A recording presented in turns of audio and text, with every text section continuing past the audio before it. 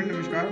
Sales classes में आप सभी का स्वागत है दोस्तों। चैनल पे पहली बार विजिट कर रहे हैं तो चैनल को सब्सक्राइब करने के साथ साथ बेल आइकन को प्रेस करना ना भूलें। दोस्तों पर्यावरण अध्ययन यानी ईवीएस का ही पेडागोजी सेक्शन का ये वीडियो लेक्चर है जिसमें दोस्तों ईवीएस से क्वेश्चन करा रहे हैं जो आपके आने वाले exam point of view teacher 2022 के लिए बहुत ही ज्यादा महत्वपूर्ण होने वाले हैं। दोस्तों ये 10वां वीडियो लेक्चर है जिसमें जो है प्रीवियस ईयर क्वेश्चन करा रहे हैं जो आपके एग्जाम के लिए बहुत ज्यादा महत्वपूर्ण है। ठीक है दोस्तों, तो ज्यादा देर न करते हो सीधे चलते हैं हम लोग प्रश्न की ओर। दोस्तों वीडियो अच्छा लगे तो वीडियो को लाइक करिएगा एवं अपने दोस्तों में इसको शेयर भी करिएगा। ठीक है, पहला प्रश्न देखिए उसमें क्या कह रहा है। कक्षा 4 की एक शिक्षिका शिक्षार्थियों से कहती है कि वे अपने कार्य पत्रक अवलोकन रिपोर्ट और सत्र में एकत्रित की गई सामग्री को एक फोल्डर में डाल दें। इन फोल्डर को कहा जा सकता है ए पोर्टफोलियो, बी दत्त कार्य, सी परियोजना कार्य या डी घटना वृत्तांत अभिलेख। बताना उसका राइट आंसर कौन सा होगा। तो दोस्तों ए ऑप्शन आपका पोर्टफोलियो जो है इस प्रश्न के लिए सबसे अच्छा ऑप्शन रहेगा। ठीक है, चलते हैं अगले क्वेश्चन की ओर। दूसरा क्वेश्चन देखिए क्या कह रहा है।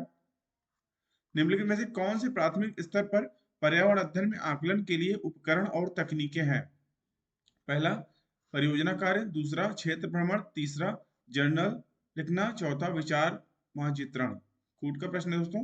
ए केवल एक और दो, बी केवल दो और तीन, सी केवल एक, डी एक दो तीन और चार। बताना उसका राइट आंसर कौन सा होगा। दोस्तों ए ऑप्शन आपका केवल एक और दो जो है आपके इस प्रश्न के लिए सबसे अच्छा ऑप्शन होगा। ठीक है, चलते हैं अगले क्वेश्चन की ओर। तीसरा क्वेश्चन देखिए तो क्या कर रहा है। एक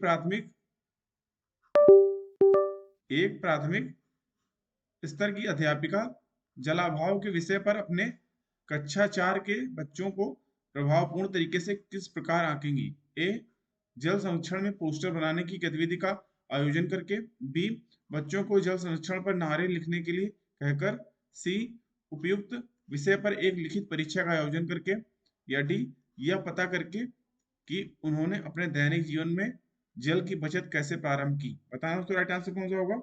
दोस्तों इस प्रश्न के लिए आपका डी ऑप्शन यह पता करके कि उन्हें अपने दैनिक जीवन में जल की बचत कैसे प्रारंभ की, डी ऑप्शन आपका इस प्रश्न के लिए सबसे अच्छा ऑप्शन आएगा। ठीक है, चलते हैं अगले क्वेश्चन की ओर। चौथा क्वेश्चन देखिए तो क्या कर रहा है। प्राथमिक स्तर पर पर्यावरण अध्ययन के आकलन में निम्नलिखित में से कौन सा एक संकेतक उपयुक्त नहीं है। ए सहयोग, बी स्मरण रखना, सी प्रश्न पूछना या डी न्याय और समानता के प्रति चिंता। बताना उसका राइट आंसर कौन सा होगा।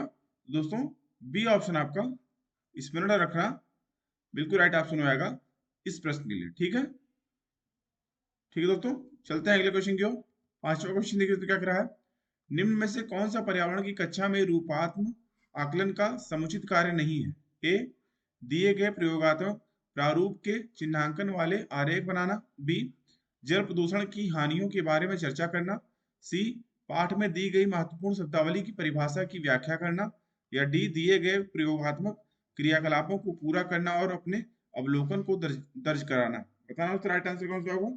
दोस्तों सी ऑप्शन आपका पाठ में दी गई महत्वपूर्ण शब्दावली की परिभाषा की व्याख्या करना इस प्रश्न के लिए सबसे अच्छा ऑप्शन आएगा, क्योंकि इसमें पूछा गया है कि पर्यावरण की कक्षा में रूपात्मक आकलन का समुचित कार्य कौन सा नहीं है। ठीक है, कौन सा नहीं पूछा गया था, तो सी ऑप्शन आपका इस प्रश्न के लिए सबसे अच्छा ऑप्शन होगा। चलते हैं अगले क्वेश्चन की ओर। छठा क्वेश्चन देखिए तो क्या कर रहा है। नेहा कक्षा 5 के ईवीएस विषय में नीचे दी गई मूल्यांकन तकनीकी का प्रयोग करती है। पहला हस्तसिद्ध क्रियाकलापों का मूल्यांकन, दूसरा गृह कार्य मूल्यांकन, तीसरा परियोजना कार्य मूल्यांकन, चौथा मौखिक परीक्षा। नीचे दी गई तकनीकों का कौन सा युगल अधिक वस्तुनिष्ठ मूल्यांकन दे सकता है। ए पहला और तीसरा, बी पहला और चौथा, सी दूसरा और चौथा, डी पहला और दूसरा। बताना उसको राइट आंसर कौन सा होगा। तो दोस्तों बी ऑप्शन आपका पहला और चौथा बिल्कुल राइट ऑप्शन होगा इस प्रश्न के लिए। ठीक है, पहला और चौथा। ठीक है दोस्तों, हस्तसिद्ध क्रियाकलापों का मूल्यांकन और मौखिक परीक्षा। ठीक है, बी ऑप्शन आपका इस प्रश्न के लिए सबसे अच्छा ऑप्शन होगा। ठीक है, चलते हैं अगले क्वेश्चन की ओर। सातवां क्वेश्चन देखिए तो क्या कर रहा है। ईवीएस में किसी अच्छे गृह कार्य को मुख्यतः किस पर केंद्रित होना चाहिए। ए पुनरावृत्ति और प्रबलीकरण, बी मास्टरी लर्निंग, सी विस्तारित अधिगम के लिए चुनौतियां और उत्तेजना, डी समय का सदुपयोग। बताना उसको राइट आंसर कौन सा होगा। तो दोस्तों सी ऑप्शन आपका विस्तारित अधिगम के लिए चुनौतियां और उत्तेजना, सी ऑप्शन आपका इस प्रश्न के लिए सबसे अच्छा ऑप्शन होगा। ठीक है, चलते हैं अगले क्वेश्चन की ओर।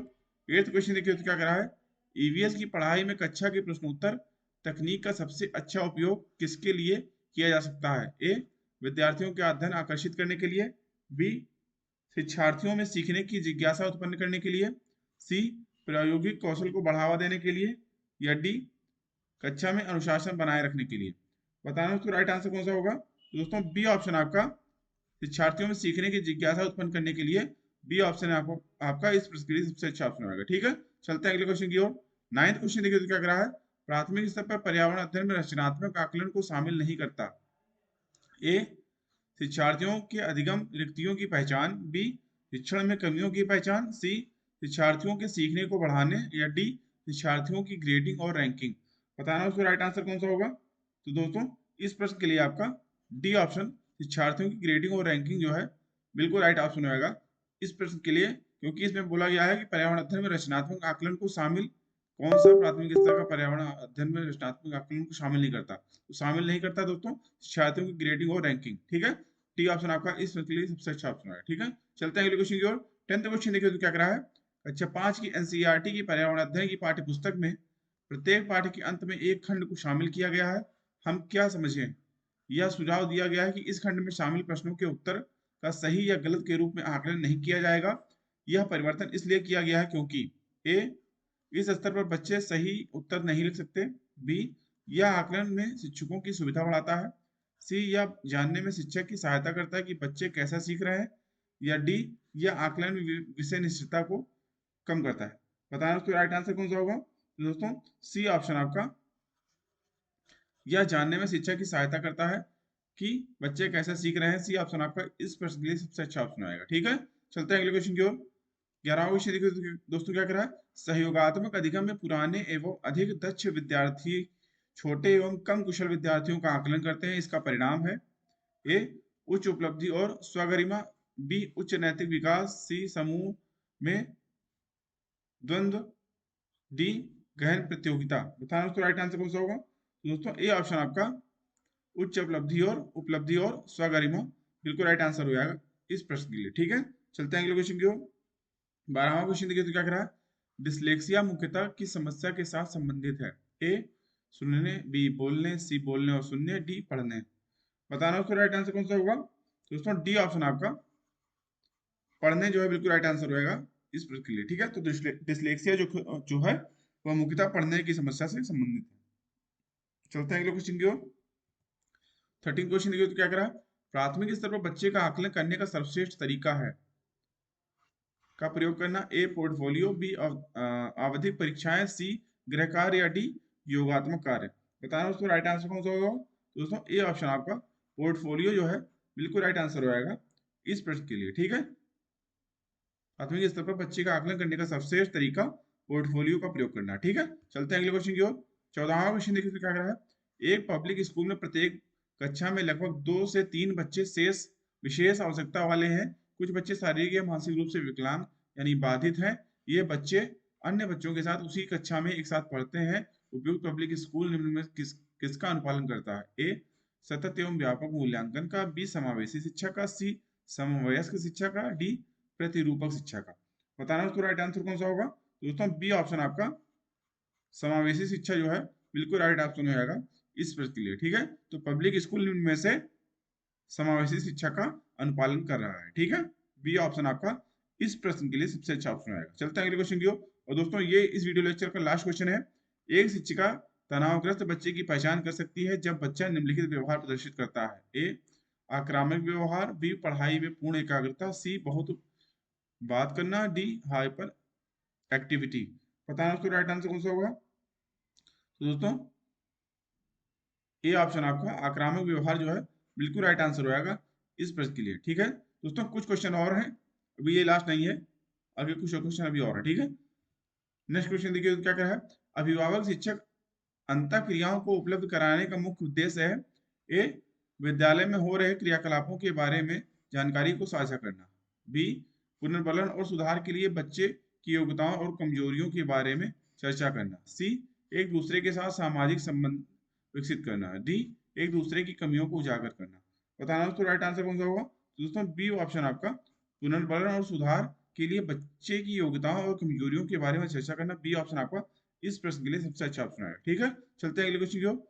17वां क्वेश्चन देखिए तो क्या कह रहा है। एक विज्ञान शिक्षिका श्वसन प्रकरण पढ़ाने के बाद परीक्षा का आयोजन करती है और यह देखती है कि अधिकांश विद्यार्थी श्वसन और सांस लेने के बीच अंतर को नहीं समझते।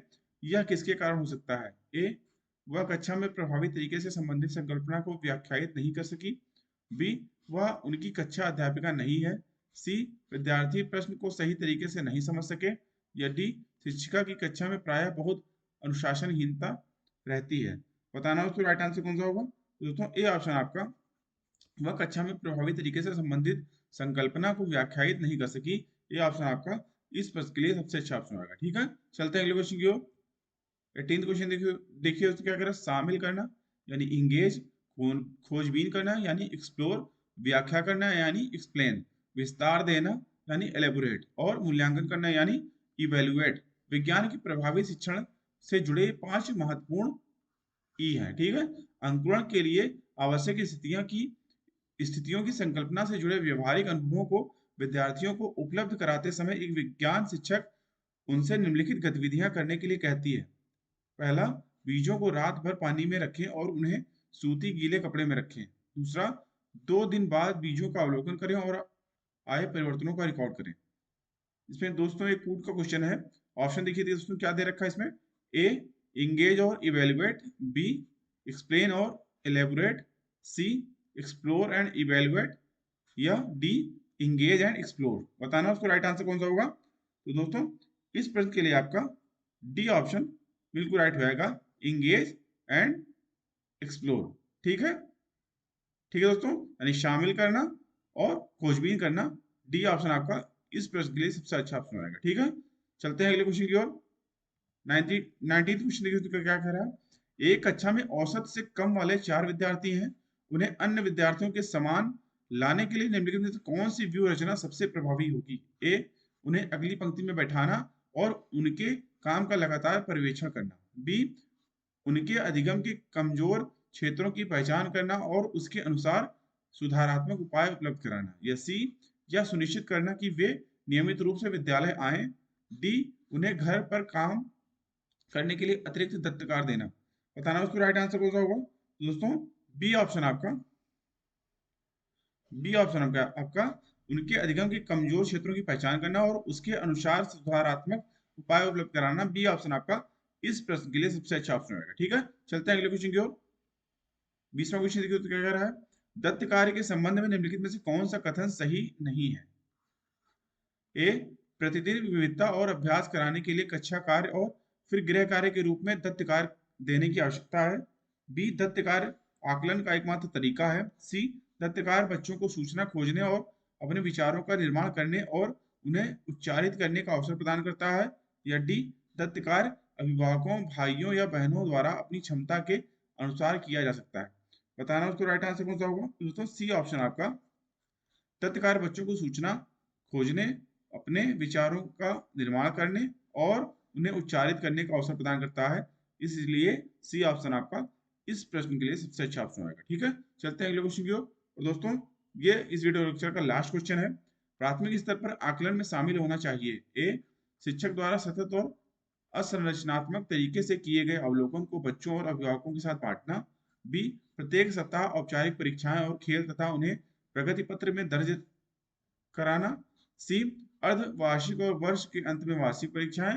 या डी, छोटे बच्चों को उत्तीर्ण अथवा अनुत्तीर्ण की श्रेणी के अंतर्गत आंकने के लिए प्रत्येक सप्ताह गृह कार्य और कक्षा कार्य।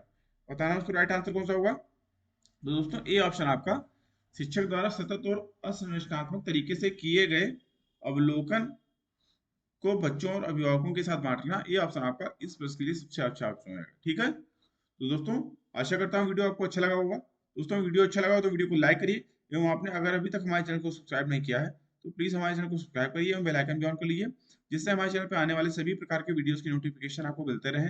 ठीक है दोस्तों, अभी की वीडियो को देखने के लिए आप सभी का बहुत बहुत धन्यवाद। मिलते हैं नेक्स्ट वीडियो लेक्चर में। ठीक है, तब तक के लिए थैंक यू, जय हिंद।